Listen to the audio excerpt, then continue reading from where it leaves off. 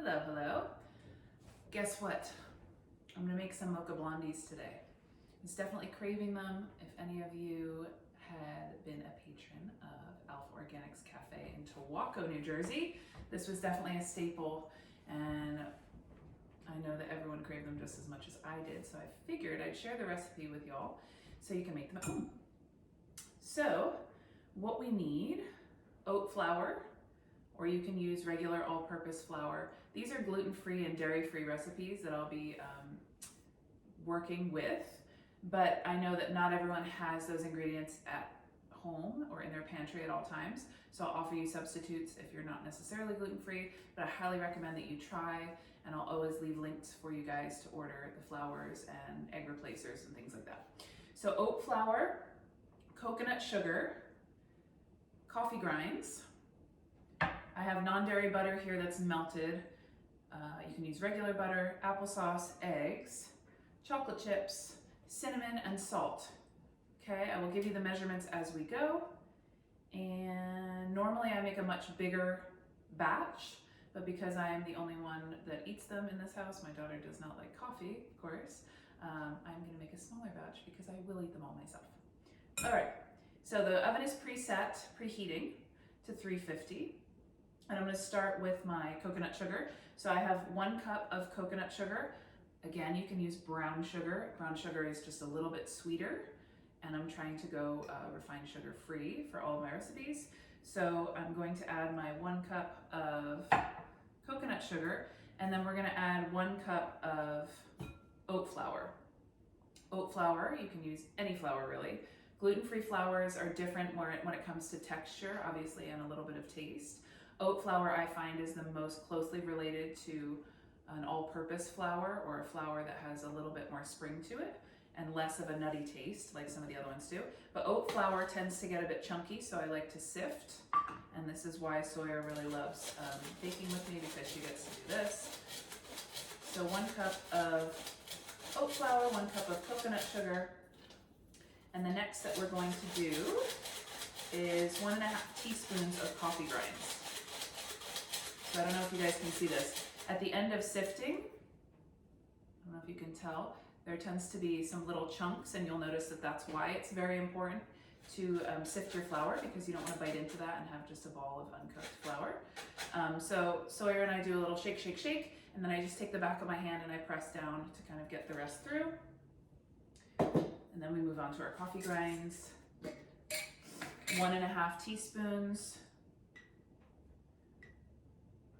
If you taste this the first time around and then you want a little more kick, you can always go up to 2 or 2.5, but 1.5 is usually, you'd be surprised how strong this flavor comes through. And then we have 1 teaspoon of cinnamon and a little pinch of salt, which can be 1/4 teaspoon. If you're a seasoned baker, I tend to just not want to have as many dishes, so I use 1 measuring cup and kind of gauge, but this morning I wanted to have a little bit of a nicer layout for you guys. So I'm eyeballing the 1/4 with the 1 teaspoon. And there are our dry ingredients, right? So we're gonna mix everything together. Normally if you bake with things like baking powders or baking soda, they can be really, really tart if you don't mix them in properly. So when I'm sifting flour, I usually add the baking soda and the baking powder, there's my oven, into the sifter to make sure there's no chunks in there as well, because there is nothing worse than biting into something and having a big chunk of baking soda. Nobody's favorite, I'm sure. Okay, dry ingredients are all mixed together, and I usually save the chocolate chips for last just because that's like the grand finale. We have a 1/2 cup of non-dairy butter that's melted. Okay, so I put it in this cute little coffee cup just for effect. You're welcome. You can use regular butter, absolutely fine. When you're mixing the wet into dry, you kind of want to create like a little hole in the middle and pour all the wet in. Same, we have a 1/2 cup of applesauce. I usually try to use as many organic ingredients as possible, but whatever you have on hand is fine. And then 4 eggs. And I usually bring a little napkin or paper towel through just to put the shells, or if I'm in my kitchen, which is where most people cook, bake, so on, just throw them into the disposal. Wow.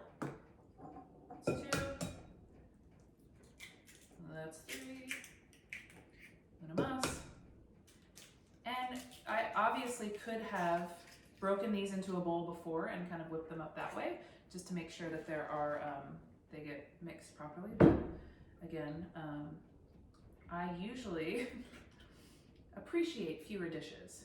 So I kind of chop them up and then I mix everything together like so.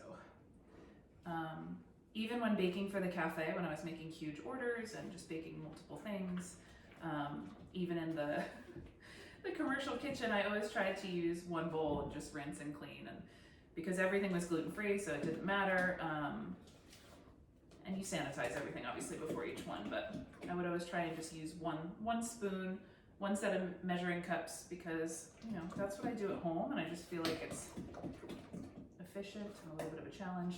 You can use a mixer for this stuff, but again, I did everything by hand. I used to mash all the bananas and everything by hand, old school. I feel like my great-grandmother would be proud of me. Okay, so you'll see that it's kind of sticky, gooey. That's what you want, all right? I was going to touch upon the fact that you do not have to use eggs if you're vegan. There is an egg replacer that Bob's Red Mill makes, and Bob's Red Mill does a lot of the flours that I use. That's the company. But you can also take ground flax seeds, 1 tablespoon of ground flax seeds, and 3 tablespoons of water. If you mix that together in a little bowl and let it sit, that is the equivalent to 1 egg. So for this, we would do 4 tablespoons of flaxseed, 12 tablespoons of water, mix and let sit. It takes about 5 minutes for it to kind of create a paste that's more egg-like, and then you mix it in. We had done that quite a few times at the cafe as well to offer the vegan option, but I like the eggs. Okay, everything's there. We now have our chocolate chips, which is a 1/2 cup as well. I use dairy-free chocolate chips, but I like the mega chunks for the Mocha Blondies. I like the bigger chunks in here. You can also add nuts to these, walnuts, but it's not my thing. Okay, so I had the mini chips left over because that's what Sawyer likes baking with. So I'm mixing in the chips there. And then I have my baking pan. Like I said, I'm doing a smaller batch today. I'm not sure what this is, maybe 5 by 5. I usually use the longer Pyrex one. So you want to spray the sides. I use my organic olive oil spray. I also have an organic coconut spray, so it just depends. The coconut and the olive oil don't really leave a flavor. You just want to make sure that the blondies don't stick. So then you get everything off the edges, and you just pour that sucker right in. Boop-a-doop-a-doop. Sometimes with the bigger chips, they tend to sink to the bottom if you let it sit for too long before you put it in the oven. So just try and be as efficient as possible. As always in life, right? Maybe not. Is that just me? Okay, so you're all set, and this will go right into the oven, middle rack, 350. It says 33 minutes in my recipe from back in the day, but I will jump back on with you guys and let you know and show you kind of how the texture of how it should feel when you take it out. Because baking is like, it's a vibe, it's a feeling. Not everybody's oven is the same, so you can't use my word as saying, oh, it must be exactly 33 minutes, because you don't know. And you'll have to play with it a little bit by just either putting a knife in to see if it comes out clean, which is hard when you have chocolate chips, or I just tap the top of it to see if it's springy, and I'll explain that to you later. So, in for 33 minutes, and I'll see y'all in a minute. Oh, hi, see you again. 30 minutes did the trick for this round of Mocha Blondies. So, I opened when I set my timer for 30 minutes because I wanted to check if 33 was accurate. It's better to do less than too much, right? So 30 minutes, and actually at 28 minutes, I turned the light on to see, and it was still bubbling a little bit at the top, so you could tell that it was still more in the liquid state. So when the alarm went off at 30 minutes, I opened and I just kind of, it's still pretty warm. You just kind of tap the top and you can tell that it's done. If your finger sinks, no bueno. These tend to be a bit more firmer than other brownies would be, but the top has like a nice glaze on it. It's obviously not overcooked. And then with this particular flavor, it smells so good in here, but it's very important to let things cool. I tend to be of the impatient side of the spectrum when it comes to eating baked goods. Who's with me on that one? But these actually are so, so, so good cold. So after I enjoy one, probably when it's way too hot and burn my mouth, and then I let them cool, I tend to leave half out. I have a cake stand with a cover in the kitchen, and I leave a couple out, but I really like putting some in the fridge and having them cold with my coffee in the morning. I don't know, maybe it's just me. But I hope you guys enjoy these. This pan is 8 by 8, I believe. It was way off, I said 5 by 5. Usually it's like 9 by 6 or something like that. Again, measurements are not my thing. I'm a trainer. I can count reps, but I have no idea how many square feet are in my house, or obviously how big this dish is.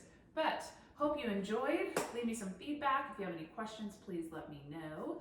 And there's a lot more where that came from. I've been doing this a long time, and I will never turn down a cookie, a brownie, a pastry, a croissant, pie.